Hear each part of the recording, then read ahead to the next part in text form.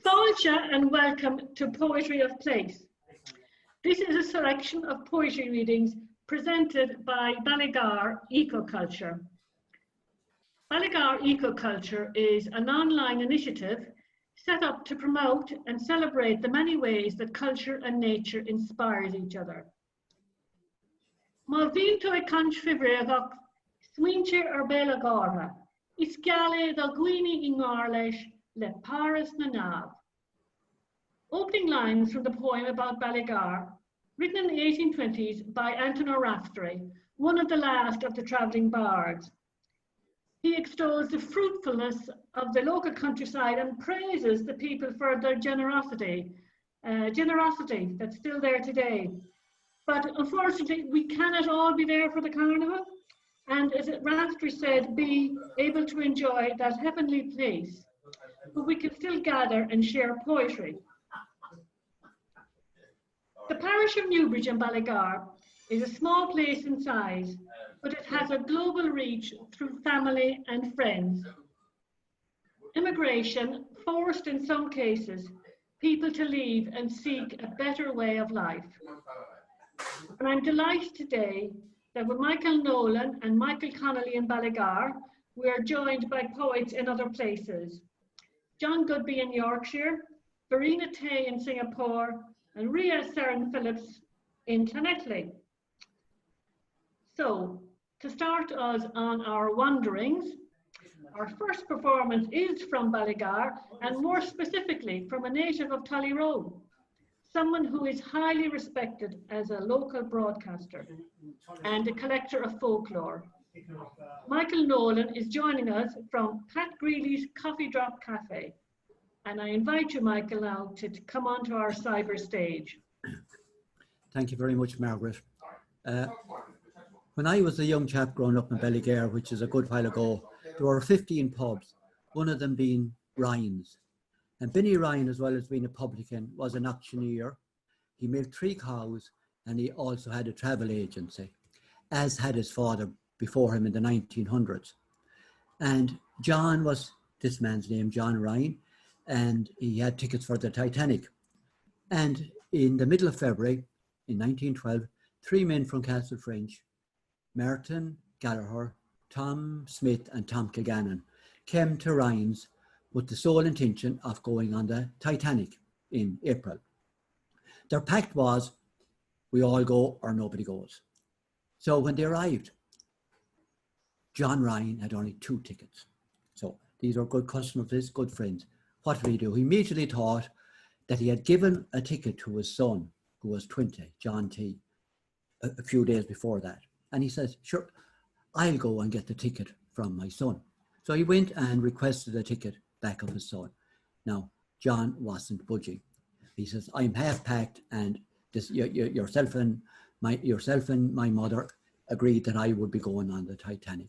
So he went down to town and got lost for about half an hour. And when he came back, the 3 men were there, Martin Gallagher, Tom Smith and Tom Kilgannon, still sipping some porter. And the father went over to John T, the young lad of 20 years of age, and begged on bended knee. And he made a promise. If you give me that ticket for these gentlemen, I promise I'll get you a sailing from Galway within a fortnight of the Titanic leaving. Reluctantly, John passed him, gave him the ticket, but in a very disappointed fashion. Now, as we all know, the 3 men went home very happy. They got on in Cove, but unfortunately, the 3 of them perished.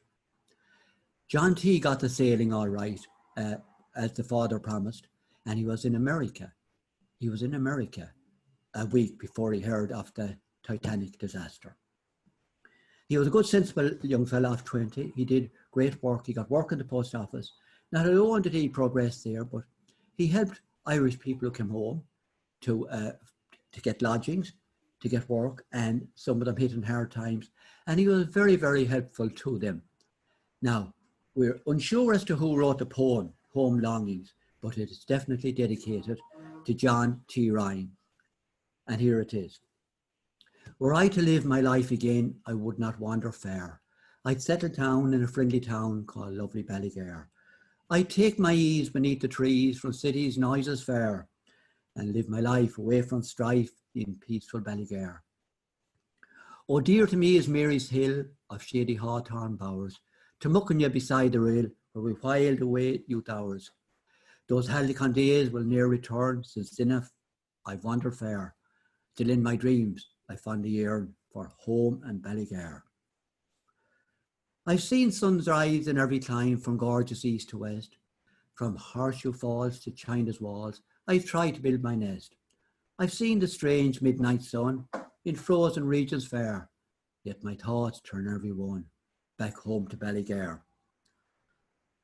I see each well-remembered spot from Tully to Kilmore, the ivied mansion on the cot with roses by the door, the waving corn of Ballachley that shone like gold affair, the hills and streams so dear to me that circle Ballygar, the chapel where we knelt to pray, the cot where I was born, the schoolyard where we used to play, close by the fairy thorn, the lamp that in the window shone at night like gleaming star, a mother waiting for her son back home in Ballygar. Sinead, Gormil Magiv. Thank you, Michael, both for the story and the poem. And, you know, it is poignant and unsettling to see the parallels, you know, between that time, you know, where, you know, people lived with disaster and, you know, without the ready access to information. So whether that's, you know, that's a blessing or not, I don't know, but you know, just listening to all the different place names, even for me, you know, it's that wonderful thing about the poetry of place, how it kind of merges, you know, the physical landscape with, you know, that the flights of imagination. Absolutely, yeah. So, It paints a nice picture, really, doesn't it? Yeah. it does, yeah. And a level of affection that people, you know, regardless of where they're from. I mean, that's Ballygar and holds a special place for us. But it's that power of poetry of place in terms of, you know, keeping things alive. Absolutely. So now that Michael has put the wind in our sails, our next port of call is Yorkshire, where we meet the poet, performer, publisher, renowned academic. I'm going to just hold up to the camera because this is something that we're all very proud that John produced, you know, with his co-editor Lyndon Davies, this seminal book on modern Welsh poetry. And John is a world authority on Dylan Thomas. So, Professor John Goodby, we invite you to the stage. Thank you, Margaret. Sorry, I'm bobbing up and down a bit here, adjusting my books. Really, really great to be here, and it's a huge pleasure to be part of the Ballygar Carnival and to be participating in this reading today. I was much struck by what Michael said about the Titanic, because the poem I chose to read, which is a place poem, and it dates from the time I spent in Cork, where I was a lecturer at UCC in the early 1990s, actually mentions Cove, and it mentions the Titanic in its opening line. So we couldn't get much more serendipitous than that. And I'm going to read that poem. It's called Queenstown, which is the original British colonial name, as it were, for Cove. And the poem plays around with the identities and the namings and the misnamings and the renamings that one finds in Ireland. And also that you're made conscious of if you are English and you go to live in Ireland, because you're made conscious of the colonial past. You know, the presence of the British in Ireland until 1922. So I'll read that in a second. I'll just say something about the other poem. I've travelled a little bit in my academic career. Ireland, as I say, was the first place between 1990 and 1994 in Cork. But after that, I went to Swansea. So Wales was the second place I lived in. And it was there that I became, you know, an authority on Dylan Thomas, as Margaret said, for my sins. Nobody else would do it. So the Englishman who'd wandered in, as it were, from off stage, got the job instead of somebody from Wales. And the poem I'm going to read is by Dylan Thomas, because I've edited Dylan Thomas. And it's what Dylan Thomas called my first place poem. So this too is a poem of place, and it's about the town where Dylan Thomas spent the last 4 years of his life, Larne in Carmarthenshire. He'd also lived there for a couple of years before, in his 20s, between 1938 and 1940. But I'll begin with my own poem. So we move upwards in poetic quality as this reading goes on. And this is Queenstown, and as I say, it's about being English in Ireland and trying to get your head around that. And it's addressed to a fellow Englishman in Ireland, a colleague of mine at UCC, Alex Davis, now professor. And there are various little asides that you might want to know in advance. There's a reference to Hart Crane, the American poet who drowned himself. There's a reference to a family, a typical Anglo-Irish family, big landowning family called the Smith Barrys, who owned a property between Cork and Cove, which you kind of could drop into on the way from one place to the other, and which was is still in fact a kind of menagerie, a zoo, which contains, among other things, gibbons, which kind of swing through the trees beside the railway line between Cove and Cork. And there was one occasion when I was on the train, I was half asleep, in that kind of state of reverie where you don't know where you are. I looked up out of the train window and I saw gibbons swinging through the trees. And I just, for a few seconds, couldn't get my head around this fact that I was in Ireland. I knew that much, but why were there gibbons swinging through the trees? And it was as though somehow the train had started at Cork and ended up somewhere, you know, in the tropics, in Borneo or whatever. So there's that. And there's also a reference to the Anglo-Irish War and the Civil War in Ireland in the 1916 to 1922. But it ends peacefully. So here goes. Queenstown for Alex Davis. St. Colman's spire, impaling old hurts, unspike the Titanic's last liquid parish. Its bare slabbed inconveniences withhold relief from those who kneel to Stella Maris. Yet the grey scree of a town dropped from its skirts is a soft ambush. A man who drops his guard might let sea lavender unclench his head or consider reading Hart Crane in the bath. So let those other poets, whose names are death, run harmlessly to seed, tobacco and beer in these temperate tropics. Though, on the whole, you'd rather be in Philadelphia, although the road here twists to shake the hue and cry of 10 years of boutes en avant, the black Anubises, wolfhounds that squat on domain gates. Let their claws blunt with rot. Fota collapses down its laurel drives, where fortune squandered the magnificent under a bend sinister.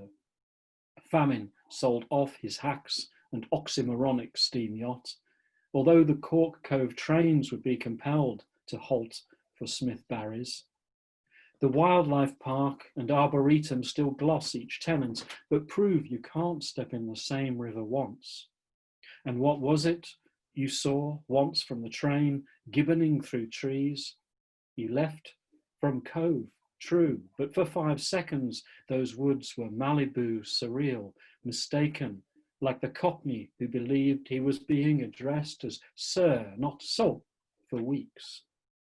We're the exotics on display, not McSwiney's haggard mask, McCurtain's pipes, the museum's wall map of Crossbarry that winks green fairy lights for the Cork Brigade.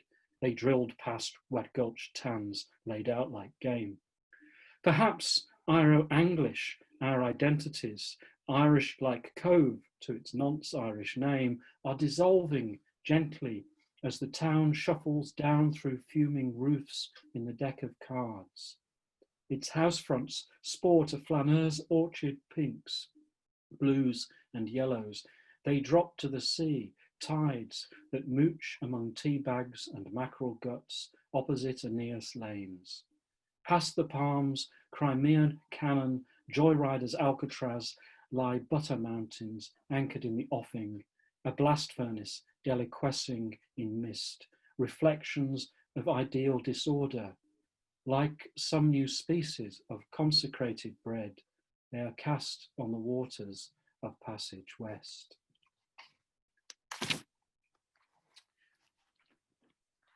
And then this is the Dylan Thomas poem in October. Excuse me. Set, as I say, in Larne. And Dylan Thomas wrote it on the occasion of his 30th birthday, so it's one of his birthday poems. It was my 30th year to heaven, woke to my hearing from harbour and neighbour wood, and the mussel pooled and the heron priested shore, the morning beckon with water praying, and the call of seagull and rook, and the knock of sailing boats on the net-webbed wall, myself to set foot that second in the still sleeping town and set forth. My birthday began with the water birds and the birds of the winged trees flying by name above the farms and the white horses, and I rose in rainy autumn and walked abroad in a shower of all my days. High tide and the heron dived when I took the road over the border, and the gates of the town closed as the town awoke. A springful of larks in a rolling cloud, and the roadside bushes brimming with whistling blackbirds, and the sun of October summery on the hill's shoulder. Here were fun climates and sweet singers suddenly come in the morning, where I wandered and listened to the rain ringing wind blow cold in the wood far away under me. Pale rain over the dwindling harbour, and over the sea-wet church, the size of a snail, with its horns through mist, and the castle brown as owls. But all the gardens of spring and summer were blooming in the tall tales beyond the border and under the lark-full cloud. There could I marvel my birthday away, but the weather turned around. It turned away from the blithe country, and down the other air and the blue altered sky streamed again a wonder of summer, with apples, pears and red currants, and I saw in the turning so clearly a child's forgotten mornings, when he walked with his mother through the parables of sunlight and the legends of the green chapels, and the twice told fields of infancy, but his tears burned my cheeks, and his heart moved in mine. These were the woods, the river and sea, where a boy in the listening summertime of the dead whispered the truth of his joy to the trees and the stones and the fish in the tide. And the mystery sang alive still in the water and singing birds. And there could I marvel my birthday away, but the weather turned around. And the true joy of the long dead child sang burning in the sun. It was my 30th year to heaven, stood there then in the summer noon, though the town below lay leaved with October blood. Oh, may my heart's truth still be sung on this high hill in a year's turning. Oh, thank you, John. It's such a pity that we can't convey to you how much we've enjoyed listening to both those pieces. And it's a pleasure. Pleasure just listening. Sorry, just to read, Margaret. Yeah. And the connections between, John T. Ryan and a young boy desperate to leave his town, and then your evocation of Queenstown stroke Cove, both in its scenes of mass immigration as well as, its contemporary scape is very, very, creates a nice thread through the poems. Thank you. And I just want to say I'm very sorry that you weren't able to follow through on your very kind offer to come to Ballygar Carnival this year, but this would have been the 75th year, so I think I'll hold you to that offer, because there definitely will be a 75th. Please do. Okay, so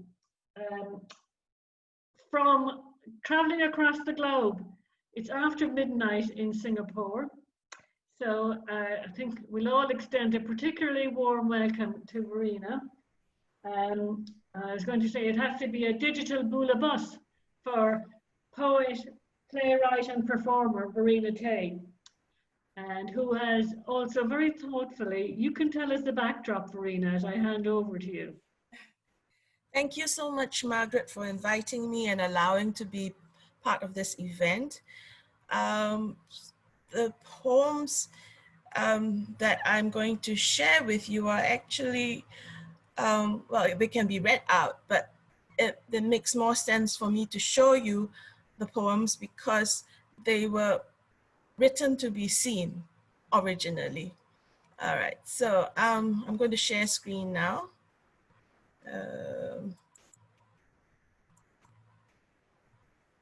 Okay. Right, lovely, yeah. All right. Okay. Okay, so it's very interesting to be the third speaker today. And it was very interesting to hear about how this whole event is related to one, migration, but also there's a lot of themes about colonialism. So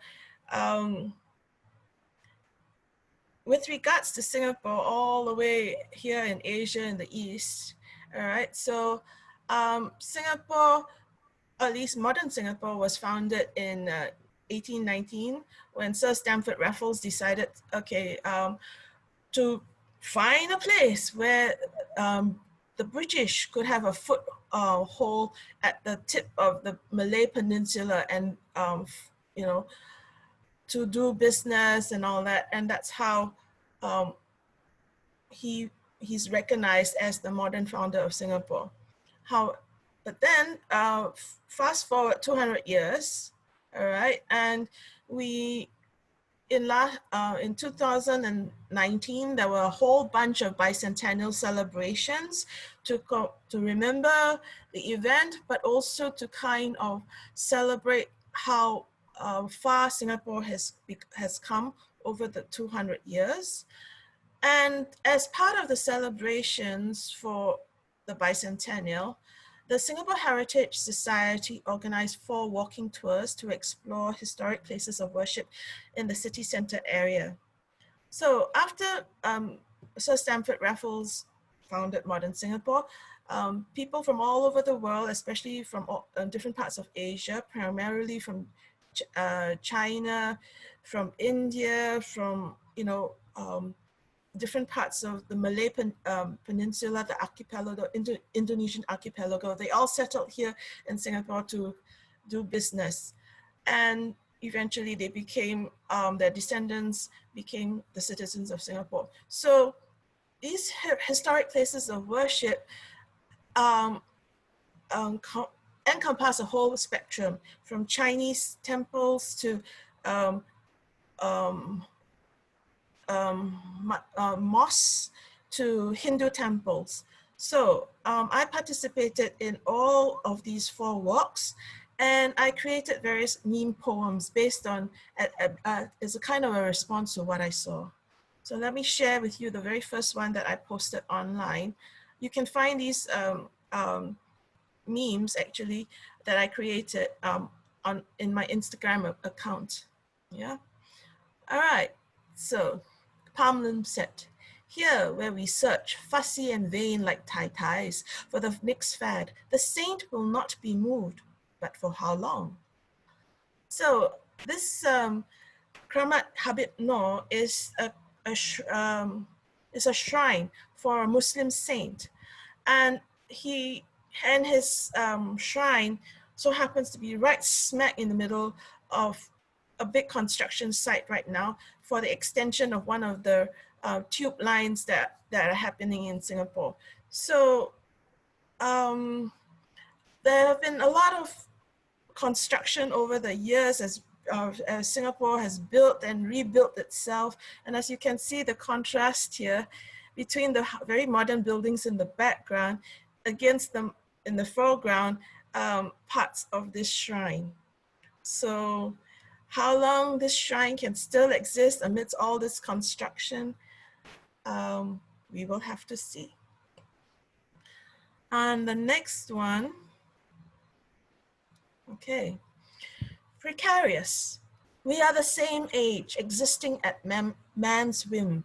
Though now you tower proud above me, please note your basements are hollow, whereas my roots are real. If men vanish, within 500 years you will crumble, while my children birth new forests over your rotten bones. So, Sing Wong Bio Temple exists right now next to it sits on a very, very important and very valuable piece of land.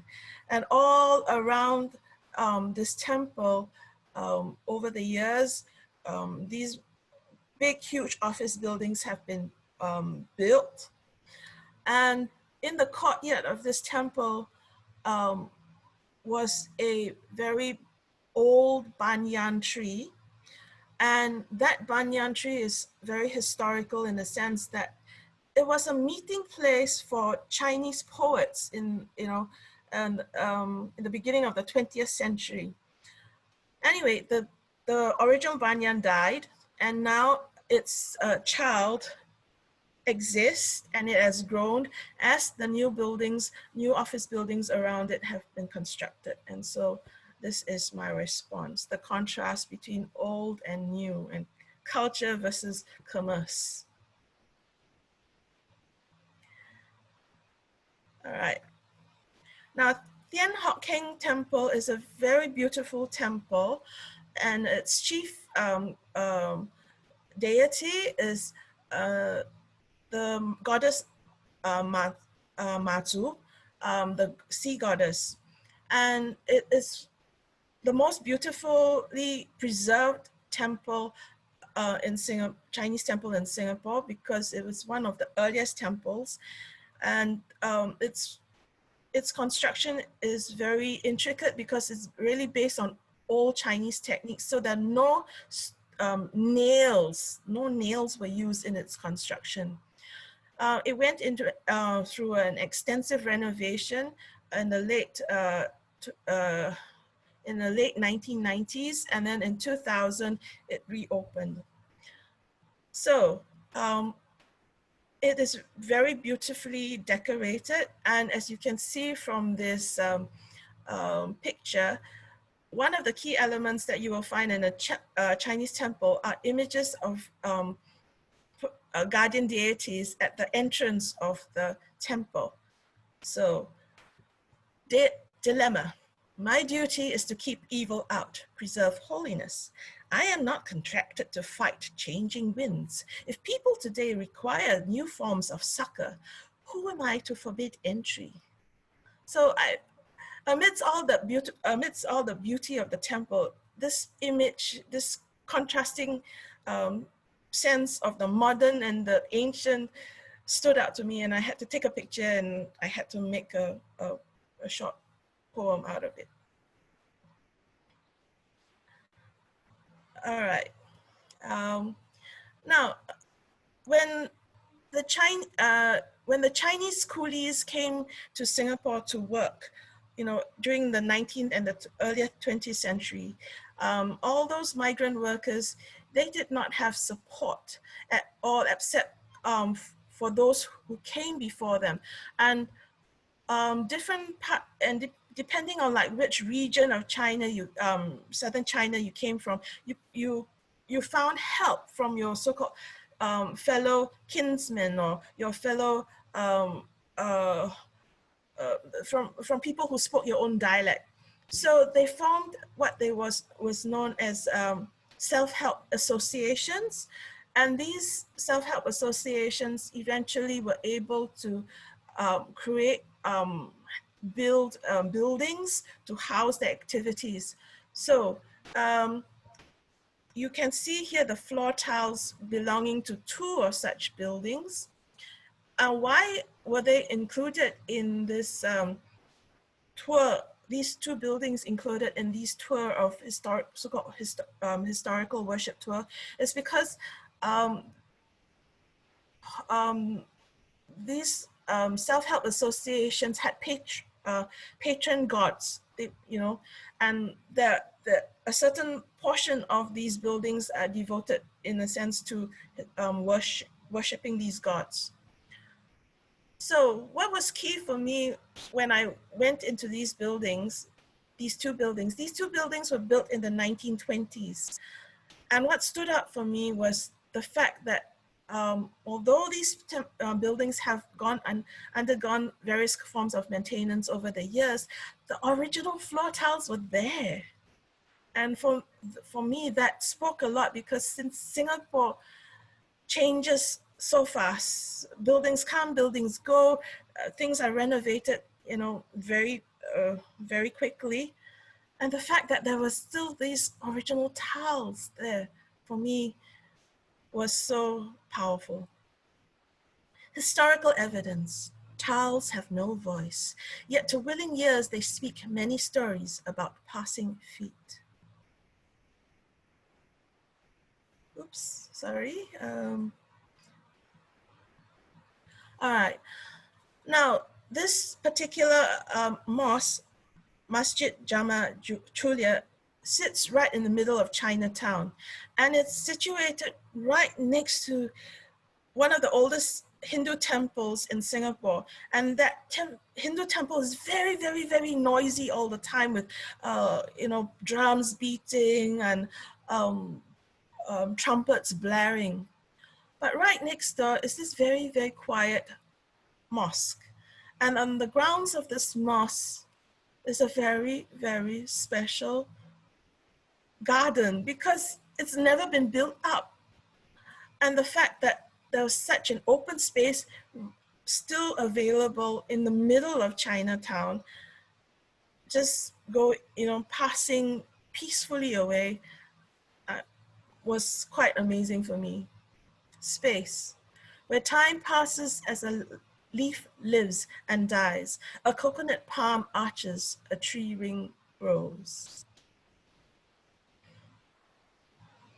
And the last one, all right, Telok Ayer Chinese Methodist Church.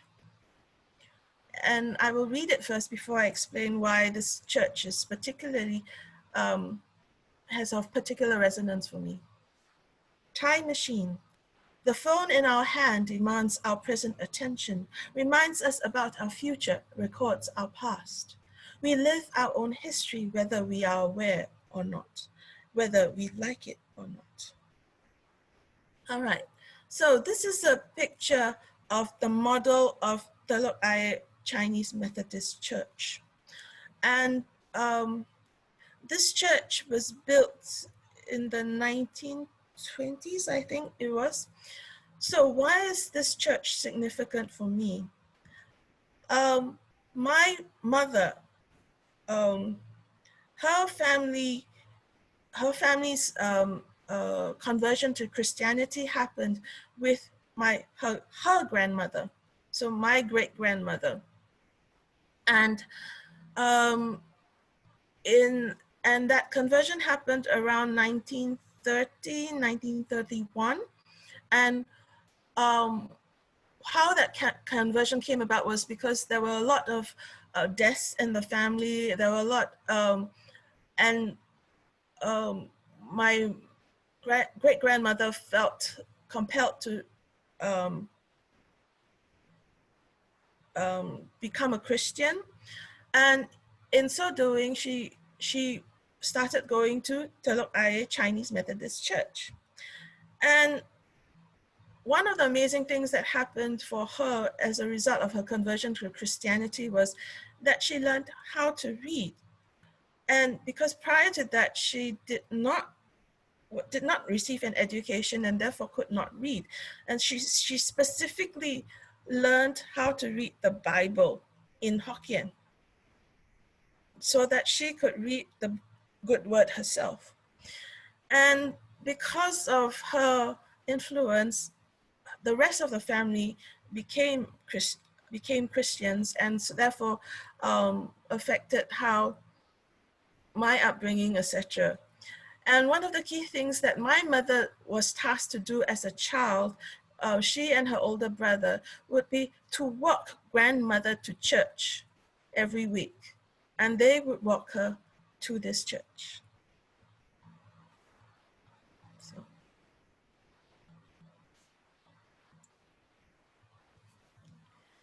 Oh, thank you very much, Verena. I mean, that was a real, breath of fresh air. It's just so interesting to be able to compare, how you've used modern contemporary visual techniques to create a poem that works, as an arresting image as well as, a spoken poem. And then, to compare and to reflect on how that connects with, the much more traditional, older style poems of place that, that we heard from Michael, where, in previous generations, people relied so much on, repetition and memory and, collective renditions, to keep place, alive and vibrant.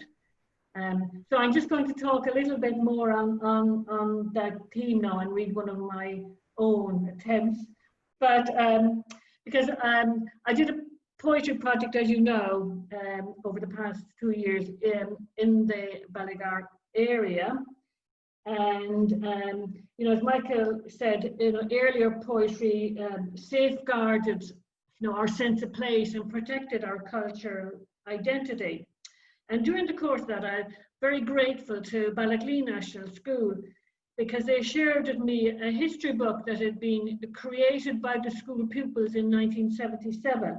And within that, the pupils then had collected and recorded some poems from the local area, created by, I guess what one would call folk poets. And I recognized some of the poems, including, there's a very well-known poem around Ballygar about a porter spree in Ballinamore. I can see Michael must know it. And it's a great poem which involves swanky boys being outwitted by the local rowdy lads.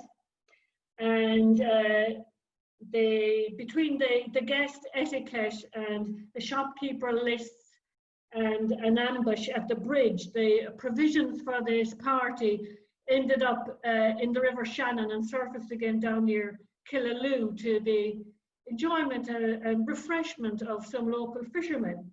But it's the type of poem that needs a lot of oxygen, so I'm not going to attempt. I just wouldn't be able to do justice to the Ballinamore poem. But I will read a fragment from another poem which I had never heard about, called The Hills of Ballygar. And it was written by a chap called Michael James Quinn. So that's, but no relation to my family. I'm 50% Quinn. And he was born in 1857 and died in Bedford in 1927. And I mean, I've written here, it's hard to imagine, he writes very poignantly about Ballygar, and I was thinking, it's hard to think of life in Ballygar in 1857 as being some type of Arcadian idyll. But, what resonated with me is how this kind of evokes the lines from Dante's poetry about immigration. And Dante wrote, "You shall leave everything you love most dearly. This is the arrow that the bow of exile shoots first. You are to know the bitter taste of others' bread, how salt it is, and know how hard a path it is for one who goes descending and ascending others' stairs." So whether or not this Michael James Quinn had read any Dante in the hedge schools, I don't know, but I felt that his poem was suffused with that, that grief and loss. So I'll just read a few verses from it. The Hills of Ballygar. You lovers of your native land, attend both one and all, while I unfold these simple lines. It is on you I call. Concerning my dear native land, I mean the land where I was born, on the hills of Ballygar. 'Twas there I spent my youthful days with pleasure and with joy. I was my mother's darling and a sporting Irish boy. It's well I do remember, although I am far away, from friends and kind relations on the hills of Ballygar. I think I see an old stone church each night as I lay down, encompassed by the dear old trees that grew up all around, to shade it from the tyrant's maws, Cromwell and his garrisons, 300 years ago. So you can see in the third verse, he hadn't lost any of his fire, even if he was condemned to a life away from Ballygar. So I'm now going to read a poem that I've got in my bindings collection. It's a few years since I wrote it, and it's my attempt to capture that sense of how immigration, you know, emptied a lot of our places, the townlands around Ballygar, but also that sense that the landscape, you know, this sense of poetry of place, safeguarded or kept a record of displaced people. That you know, that sense of being connected in a physical presence. As John knows, it's written in a sestina form, which is not an easy form to capture. So it's the best I can do. It's really the sestina is really a type of a ballad that was popularised or came into being in medieval times. I think there's a lot of rowdy monks associated with composing sestinas, and it involves a repetition of rhyme words to make it easier to remember. So, you know, in that sense, for me, it's a nod to the use of ballad poems for folk poetry of place. So here we go. The Sugon Project. In Ochrain woods gleam dwells a weaver, Searsry, carding dreams, scheme conceiver. A tonal trees, cirrus teasers, wield a cleaver, beam and reamer, brace and bridge, cantilever breaching boundary, call the pobble to retriever, fate-blown travellers, muse spins believer. Fantasia threaded skies charm unbeliever, healing joins in skeins of crafty weaver, tauten braid, dispersed as one conceiver. Bow and quiver, guided by a golden cleaver, arrow shoots, faith pulls the lever, forninst Europe. Ethereal retriever, plows in heartlands, art-hungry retriever sifts our stories, marrow harrow seeds believer, wise in lore, enlightening gene weaver. Differing strands, heavy tension, sage conceiver, solder's bonds busted by immigration cleaver, shards of lives in the void, voices cantilever, frailer than a blade of grass. Light waves lever in floating people, hauling axes retriever, the lone left and marooned. Inspire believer, dancing shapes cast in space. Lines tether weaver, tripping with a slewy she. Down to earth conceiver, seer, upland feeder, interstitial cleaver. Wells and drains and bogs, daring shiven cleaver, akin to tiny Danube goddess. Reel retriever, cast and fly and drifting nets, untangling lever, coursing bloodwards, squirming bait, hooks disbeliever, dredging lies of river mirror.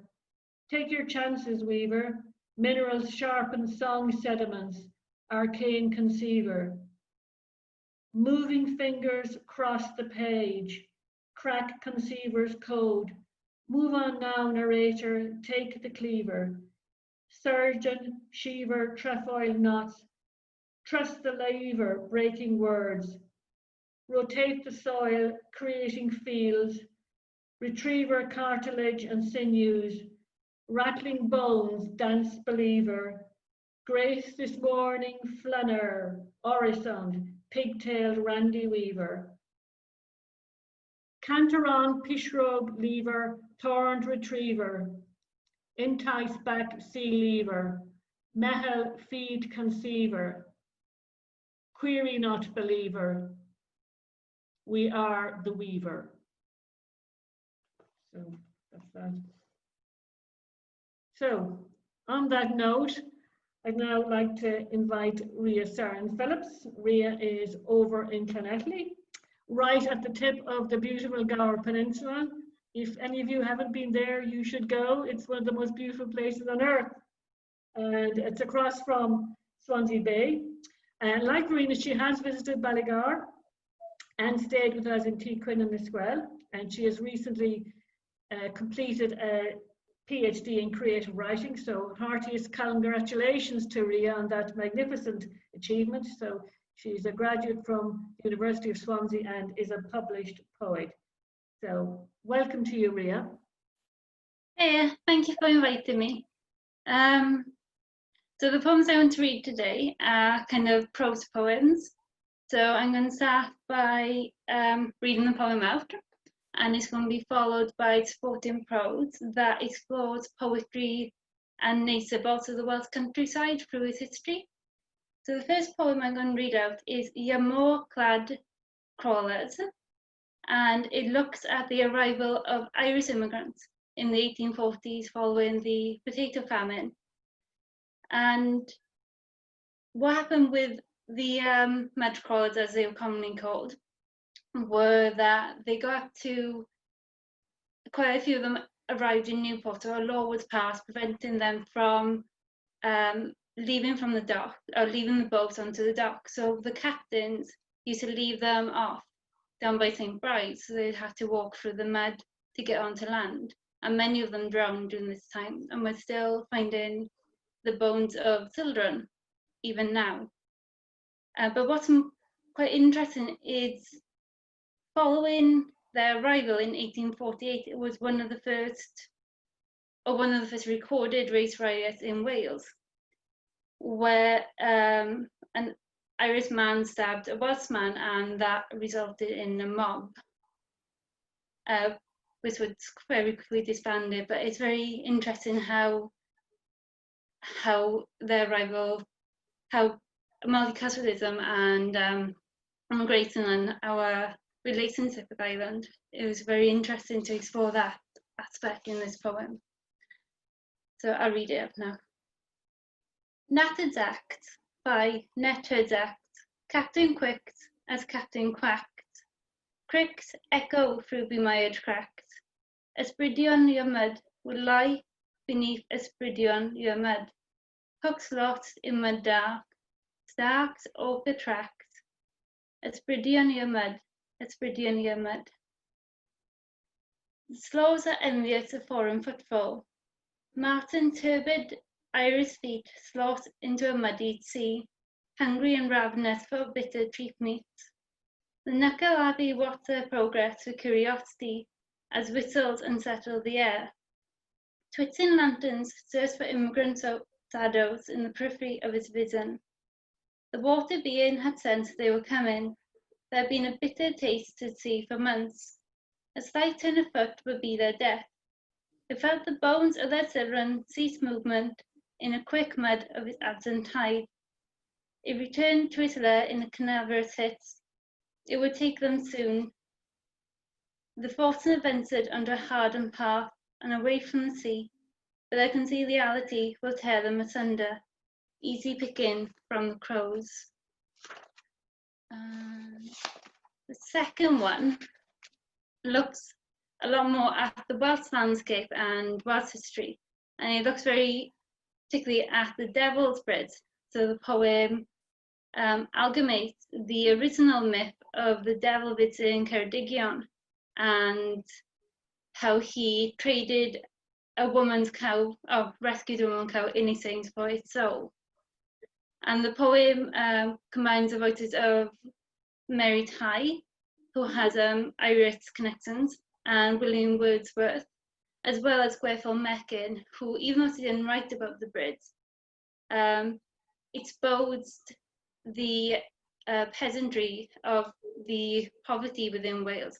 So you have Mary Tay and William Wordsworth looking at the very kind of rural, natural landscape, and her voice uncovered the poverty around it.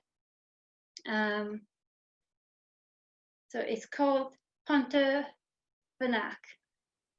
Here may I freely speak my secret anguish, proprietress. Y crawford soaked, cyffordio cibran, caw, caw, caw. Prosperina calm to Sandman. How dreary each object around us appears. Hen was purling for horn, purling snow. From the young stream that smites the throbbing rocks, at strange pace that oaken peats will trow. Such power possess, sold her zane to sinning. Urtin and Teatin with calm resonating to grieve. Hen's barra was well ruminated, ravening. The key was eerie, mountain ermine, and the labouring breast by no comfort it seared. Lured sense, cloven it stricken, lurking. Solitude longs to indulge in vain tears. Mustard will smear impetuous smirting. When to joys thou gone, the sad mourner returns. And I think time for one more. Yes, please. This one's called The Corpse Candles, and it looks at the landscape around Abergladsyn Gardens, which is situated between Connolly and Carmarthen.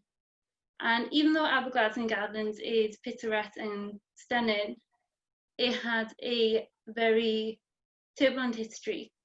And a lot of the locals consider the area to be cursed because of this history.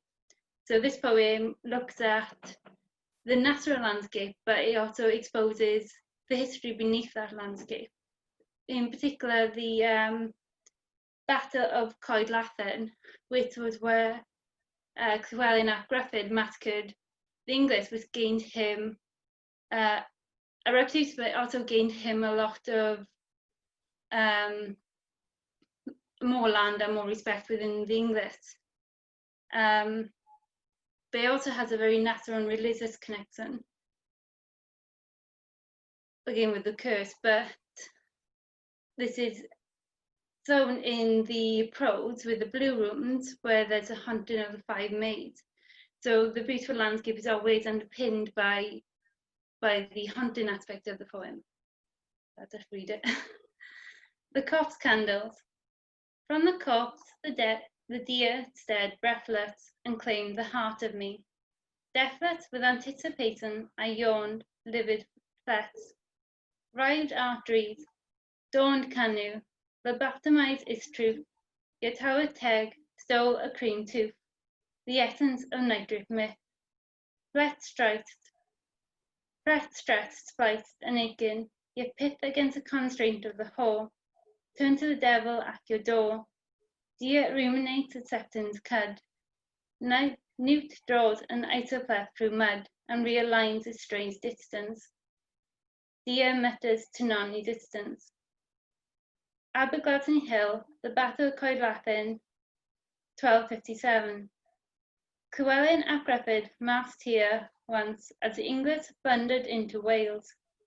Iron-backed soldiers expeditiously sent over the border with its wits wobbling at their heels. The Blue Room, Abergladsyn Gardens, 1650. All who live in the shadow of the hill are cursed souls. A fritillary of pinstripe snakes snap walkers' ankles that tiptoe between adolescent bluebells.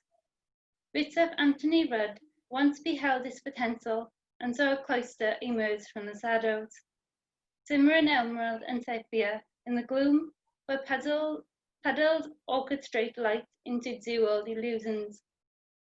A housekeeper had known all along. Those 5 lights spied in a blue room, air fresh with plaster and heavy with carbon monoxide. The home fires had kept burning through the night. 5 more delights were given to death as its servants of fortune. Small, tragic figures bowed and bent towards their candles. The maids are ever watchful. Life little creatures with wide eyes, bespectacled with soot. Lime had made a mess of them. Hair thick with grease and hanning as if broken neck clinging onto months of wart like straps of gristle. I realised I didn't read the prose for the other poem, so I'm sorry, but thank you for letting me read. Thank you. I'm really, really pleased to hear that poetry, Rhea. You know, as somebody who's lived in Wales now, and you know, have family, you know, who are proud Welsh language speakers. I just really enjoyed listening to that, and it reminded me, you know, one of my favourite quotations in writing on Wales is from Jan Morris, who talks about Wales being the distillation of landscape and aspiration, history and culture, and you know it follows on that theme. And you know, you captured bridges and history and mythology and politics and women's issues. You know, that was brilliant. Thank you very, very much. So now, after our trip around the globe, we're going back to Pat's Coffee Drop in Ballygar, where Michael Connolly waits for us. And if I can introduce him, Michael, as being both a Ballygar man and somebody who lives in Madrid, and a writer and a performer, and also an important educator. But he is also noted as chair of the Yeats Society in Madrid. So thank you, Michael, and I'll hand over to you. Well, I'll just qualify that a little bit. I'm not much of a writer, but Madeline might be a bit upset if she heard that I was certainly taken over from the Yeats Society. I'm the secretary of the society. Madeline is still very much the president and founder. You're the doer. You're the doer. One of them. So listen, I have a very good friend in Madrid. His name is Pedro Perez Prieto, and he's discovered Yeats through the Yeats Society readings that we do. About three times a year we have a gathering, and he had heard of Yeats but had never really felt a passion for it until he came and heard us read. And so then he's just started translating Yeats just because he wanted to. And I think a very particular poem of Yeats is even an early one, the Lake Isle of Innisfree, is very much a poem of place, and it's a poem that, you know, immigrants, people away from the place, from any place, could listen to and recognize the feeling that's in that poem. Apparently he wrote it himself. It came to him almost as it is today, in a flash, when he was walking down a busy street in London, feeling very homesick, and there was a window and there was a sound of water. There was like a fountain feature in this window, and he heard this fountain feature, and it made him homesick. And so it more or less came to him. When you read the original version of what he wrote, it's very, very similar. Of course, he touched it up as time went on. He was never happy with things. Even when a poem was published, he was fiddling with them. So I'll read the English version first, and then I'll follow that immediately by the Spanish version, okay? The translation. And what I think is really interesting about the Spanish version is the way Pedro captures the rhythm of it, which is quite tricky, I think, in the translation. I will arise and go now, and go to Innisfree, and a small cabin build there of clay and wattles made. 9 bean rows will I have there, and a hive for the honey bee, and live alone in the bee-loud glade. And I shall have some peace there, for peace comes dropping slow, dropping from the vales of the morning to where the cricket sings. There midnight's all a glimmer, and noon a purple glow, and evening full of the linnet's wings. I will arise and go now, for always, night and day, I hear lake water lapping with the low sounds by the shore, while I stand on the roadway or on the pavement's grey, I hear it in the deep heart's core. La Isla del Lago de Innisfree, traducido por Pedro Pérez Prieto. Me levantaré para irme a Innisfree, para construirme una choza de arcilla y de ramas hecha.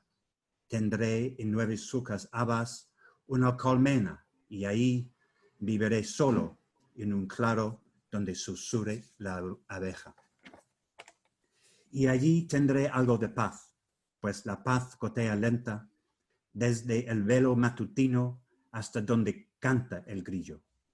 La medianoche es luz tenue y el mediodía violeta, y el atardecer se llena con las alas del pardillo. Me levantaré para irme, pues día o noche cualquiera, Oigo del agua del lago en la orilla el leve son. Si me paro en la calzada o en las grisáceas aceras, puedo oírla en lo profundo del centro del corazón. So I see what you mean. You see what I mean by the capturing the rhythm of it. The way it's not just the sense or the meaning, but I think anyone reading that in Spanish who's not a native English speaker could then go from that to the original and maybe get a lot more from it than they would if they had just read it straight from the page in English.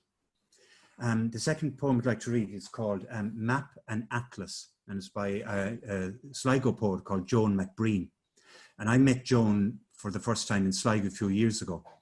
And she gave us a copy of her book, Map and Atlas, which is published by Salmon Poetry.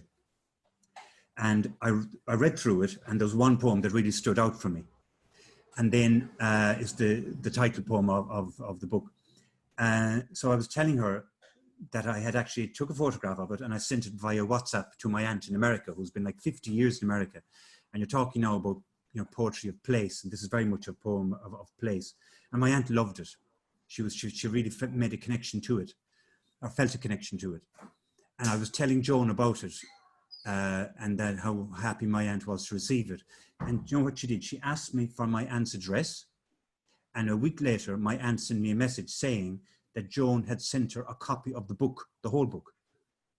And I thought it was an amazing, just Joan McBreen is a really amazing person. And this poem is lovely. It's full of, you'll hear it yourself, it's just full of, here's the poetry of place. So Map and Atlas by Joan McBreen. Your last morning in Tullybeg, you came 4,000 miles, as swallows before you have done.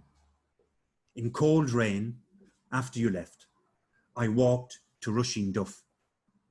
Only a handful of flowers would do, bird's foot trefoil, self-heal. I put these wildflowers of the West in a stone jug on my windowsill. Without map or atlas, I send them to you. And I think that's a lovely poem. Do you have time for me to read another short one, Margaret? Yes, yeah, please do. Okay, now this isn't a poem of place as such. And if there are any children listening on, or if anyone listening has any children, you might call them in for this one, because it's a beautiful poem. It's written by Michael Rosen.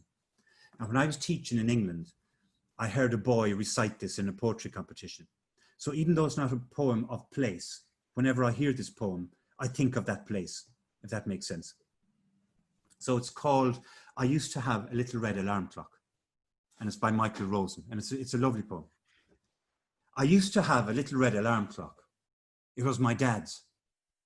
He gave me it, and I used to keep it by the side of my bed. It was very small, and it had legs. Only the legs were like little marbles, metal marbles, and you could unscrew them out of the bottom of that little red clock. One morning I was lying in bed, and I was fiddling with my clock, and I unscrewed one of those little marble leg things, and do you know what I did? I slipped it into my mouth to suck like a gobstopper. Well, it was sitting there underneath my tongue when I rolled over and I swallowed it. The leg of my clock. It had gone. It was inside me, a piece of metal. I looked at the clock. It was leaning over on its side. I stood it up, and of course, it fell over. So I got up, went downstairs with it, and I was holding it in front of me, and I walked into the kitchen and I said, look, the clock, the leg, the clock. Ugh.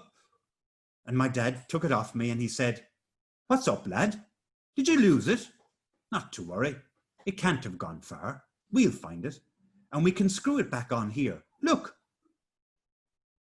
I swallowed it, I said. You swallowed it? You swallowed it? Are you mad? Are you stark staring mad? You've ruined a perfectly good clock. That was a good clock, that was, idiot. Now, what's the use of a clock that won't stand up?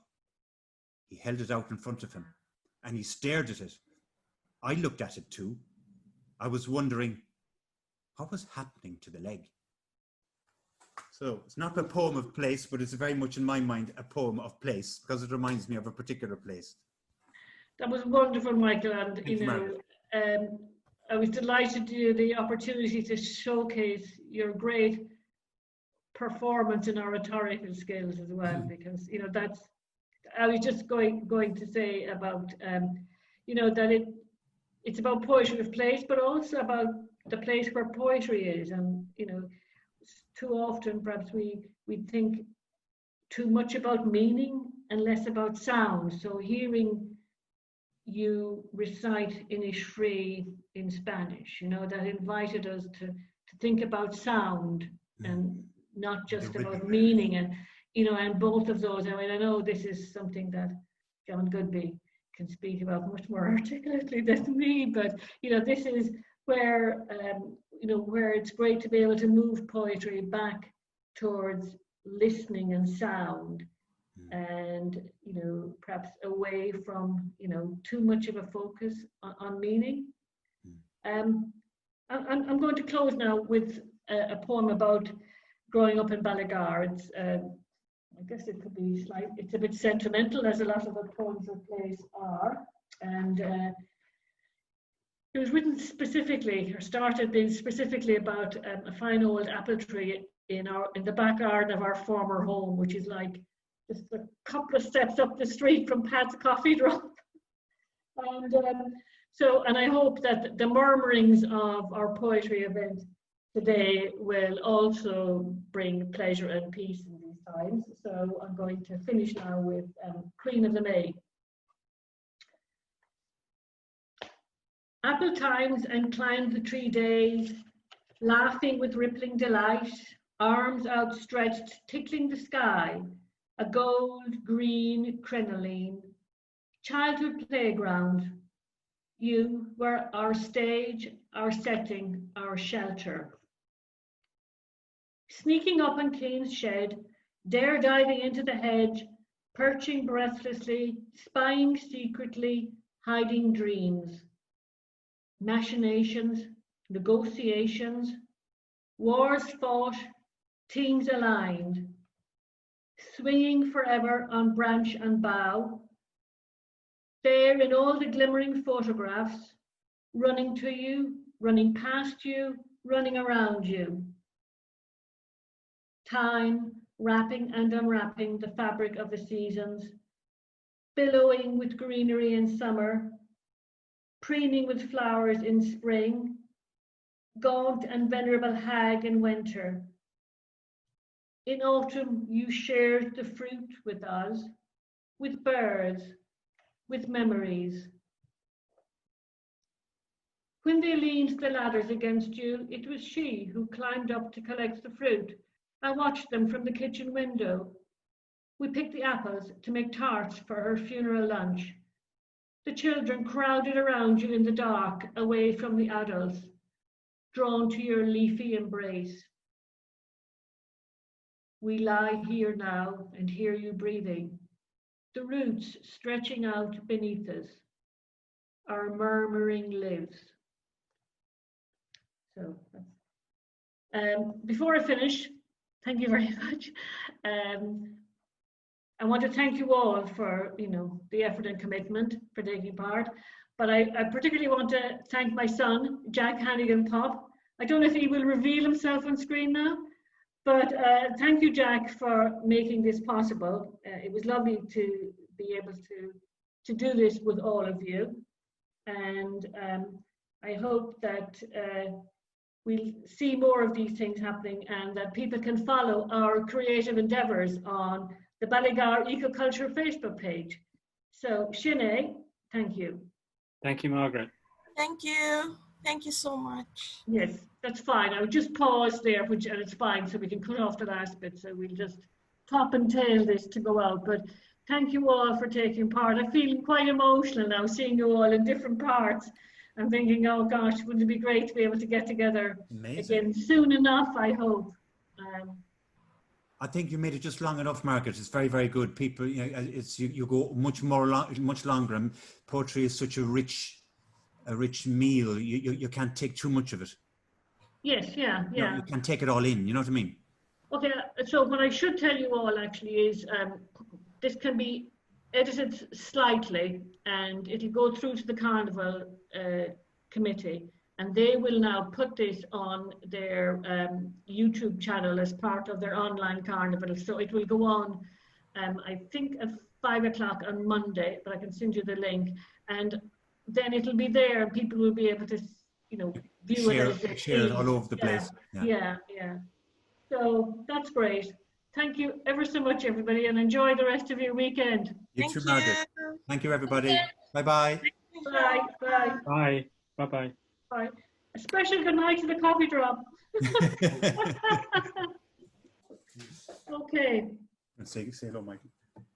Oh yes, oh yes. Goodbye, Michael. You're Cheers, still Margaret. there. Well Yeah. done. Well done. Thank you very much. Brilliant. Brilliant. Yes. Up Ballygar. Be in touch. Okay. Cheers. Bye. Take care.